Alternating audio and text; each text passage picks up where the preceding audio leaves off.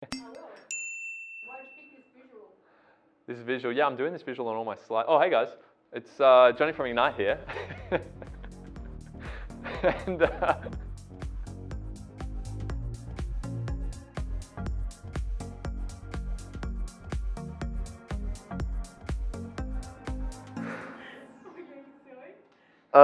okay. This is actually a very valuable video. I keep using this kind of image to foreground what I'm about to say in my Crucible videos, but I've realized there's actually a lot to take away from this image in itself. So maybe you could identify that the girl holding this cross up with the people being hung on around her necklace rather is probably symbolic for Abigail, but not necessarily, because you can take it even as a greater symbol, as Abigail is symbolic herself.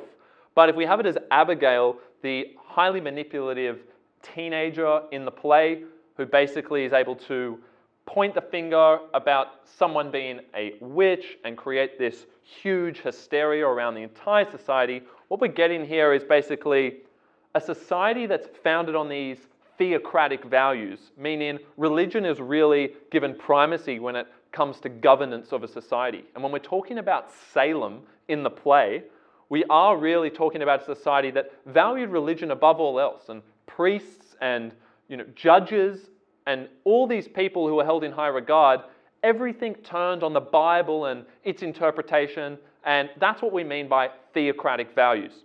It had such weight that people would really hold on to anything that had some connection to the Bible.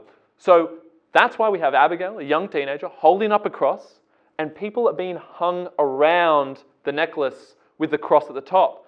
So we have theocracy taking primacy in a society, but to the detriment of the integrity and autonomy of individuals, as that integrity is effectively being hung by the neck. It's being squeezed out of individuals. And the ones who do attempt to retain their integrity and actually defend the truth, because there's all this paranoia and nonsense going on in the society about everyone being witches, people are conceding to what they know not to be true, only to protect themselves. And in doing that, truth is lost. Authenticity is displaced, and the people who do stand up for it are going to be hung around the neck. So it's also an illusion historically, because 20 people were hung at the time of Salem because they were accused of witches.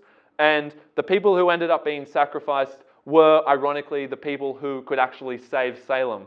But that's the tragic irony of the play, that if you were going to stand up for the truth and assert that there really aren't witches and assert that you're not a witch, then what that would mean is that if you had already been accused of being a witch, you weren't going to point the finger at someone else and then alleviate the blame and guilt of yourself, or so it was perceived. That's what basically happened. If you said, oh, I'm not a witch, they're a witch, you didn't get hung anymore. It was a very silly system, but that's how it worked. And if you actually wanted to really defend your integrity, you would say, no, I'll take the witch claim, but I'm not going to call someone else a witch. You would deny that you were a witch, but that would be to the detriment of your life.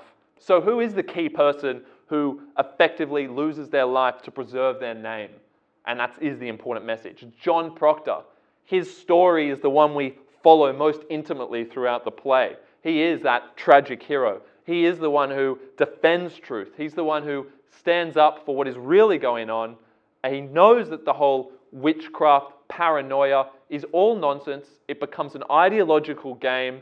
And he basically, by standing up, has his life taken in the end, because he refuses, although he does hesitate at times, he finally refuses to give that up. He won't admit that he is a witch, or he won't admit that someone else is a witch. He will not attest to these incredulous claims that people are witches and that the entire community has become bespelled, or that the entire community of Salem has become bewitched, effectively.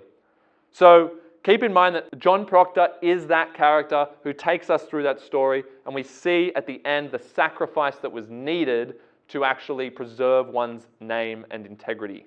So that's what's going on in this picture. Hope that gives you some extra insight on the play and some useful write-in material that you could use in an essay.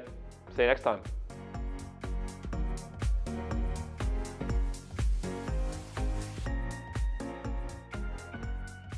Hey guys, thank you so much for watching once again. If you are enjoying our content, and we hope you are, please do like and subscribe to our channel, and of course, share with your friends.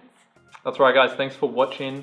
But please do make sure you check out our very special resources. They're quite unique. We've made a whole bunch of state rank practical guides for all your English texts out there. So check out the link now at ignitehsc.com.au. Let us know what you think. Otherwise, we'll see you in the next video.